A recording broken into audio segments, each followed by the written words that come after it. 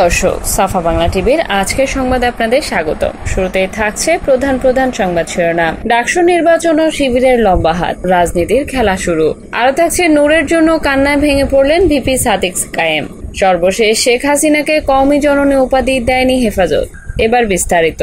কারো পছন্দ হোক বা না হোক, 9 সেপ্টেম্বর সেকেন্ড পার্লামেন্ট খ্যাত ঢাকা বিশ্ববিদ্যালয় ছাত্র সংসদ নির্বাচনে ইসলামী ছাত্র শিবিরের ভূমিধস বিজয়ে প্রমাণ হয়েছে শিক্ষাঙ্গনে শিবিরের হাত অনেক লম্বা। আরো প্রমাণিত হয়েছে শিক্ষা মন্ত্রণালয় ও পাবলিক বিশ্ববিদ্যালয়গুলোর রন্ধ্রে রন্ধ্রে রয়েছে ইসলামী ছাত্র শিবিরের পিতৃ সংগঠন জামায়াতের নিরঙ্কুশ নিয়ন্ত্রণ। তাই নীতি বা কৌশল অথবা অপকৌশল সব দিকের সংমিশ্রণের ফলাফল হয় ডাকসু নির্বাচনের শিবিরের নিরঙ্কুশ বিজয়, যে ফলাফলে সাধারণভাবে পর্যবেক্ষকরাও বিস্মিত, হতভম্ব বা হচকিত হয়ে পড়েছেন। এখন চলছে বিচার বিশ্লেষণ। কেন ছাত্রদল হারলো? এই হারের প্রভাব কি আগামী জাতীয় সংসদ নির্বাচনে পড়বে, নাকি অতীতে জাসদ ও বাসদের ডাকসাইডের নেতা আখতারুজ্জামান মাহমুদুর রহমান মান্নার বিজয়ের মতো জাতীয় রাজনীতিতে গুরুত্ব বহন করবে না? উপরোক্ত বিচার্য বিষয়ের আলোকে নির্বাচনী ফলাফলে প্রথমেই যে বিষয়টি সামনে চলে আসে সেটা হলো ঢাকা বিশ্ববিদ্যালয়ে ভিসি সহ নিয়ন্ত্রক প্রতিটি চেয়ার, ছাত্র ছাত্রী হলে, ক্যান্টিনে শিবিরের অদৃশ্য লম্বা হাতের নিয়ন্ত্রণ। শিবিরের নিয়ন্ত্রণের কাজটা শুরু করে 1/11 এবং তৎপরবর্তী আওয়ামী শাসনামলে।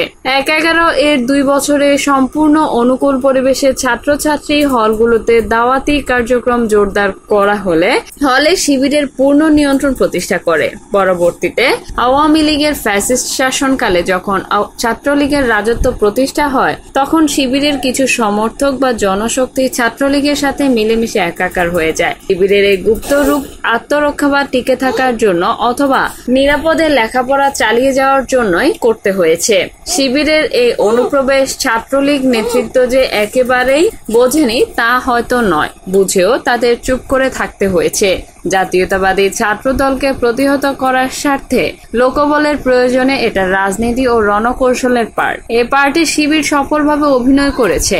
ফ্যাসিস্ট শাসনের সময় ঢাকা বিশ্ববিদ্যালয় সহ বিভিন্ন শিক্ষা প্রতিষ্ঠানের ছাত্রীদের অনেকেই ছাত্রলীগের কবল থেকে বাঁচতে বামফ্রন্ট ভিত্তিক ছাত্র সংগঠনের সাথে যুক্ত হয়েছে। এইসব নেগেটিভ বিষয়ের বাইরে একটা ছাত্র সংগঠন গঠন, বিকাশ ও প্রসারের জন্য যে উপাদানগুলো দরকার তার কিন্তু সবই আছে শিবির বা শিবির সংক্রান্ত নেটওয়ার্কের। ঢাকা বিশ্ববিদ্যালয়ের ভর্তি পরীক্ষায় সহযোগিতা, ভর্তি পরবর্তী সময়ে মফস্বলের আগত একজন শিক্ষার্থীদের আবাসন, প্রাইভেট ও কোচিং সেন্টারে পড়ানোর সুযোগ এবং লজিং এর ব্যবস্থা করে দেওয়ার মতো মানবিক কাজগুলো শিবির ছাড়া আর কেউ করে? বিশ্ববিদ্যালয়ের ক্লাস টেস্ট পরীক্ষা, নোট সরবরাহ ইত্যাদি জরুরি যেসব সুবিধা দেয় নিষিদ্ধ ছাত্রলীগ বা বড় সংগঠন ছাত্রদল কি সেগুলো করে? 72-এ বিলুপ্ত ইসলামী ছাত্র সংঘ স্বাধীন বাংলাদেশে ইসলামী ছাত্র শিবির হিসেবে আত্মপ্রকাশের পর 3 যুগেরও বেশি সময় ধরে ঢাকা বিশ্ববিদ্যালয়ে যেসব পজিটিভ কাজগুলো করে আসছে তারই একটা ভালো ফল পেয়েছে নবনির্বাচিত ভিপি সাদিক কায়ুম ও জিএসএম ফরহাদ। সদ্য ঘোষিত নির্বাচনে ভিপি পদে তাই সাদিক কায়েম প্রতিপক্ষকে 3 গুণ এবং জিএস পদে এসএম ফরহাদ প্রতিপক্ষকে 2 গুণ ভোটের ব্যবধানে হারাতে পেরেছেন। বিদ্যমান উপরোক্ত বাস্তবতা ছাড়াও 90% মুসলমানের দেশে ছাত্রদের নামাজি হিসেবে গড়ে তোলা এবং ছাত্রীদের হিজাবের পক্ষে ধারাবাহিক সংগ্রাম ও চেষ্টা অন্যদের তুলনায় আলাদা হিসেবে পরিচিতি দিয়েছে শিবিরকে।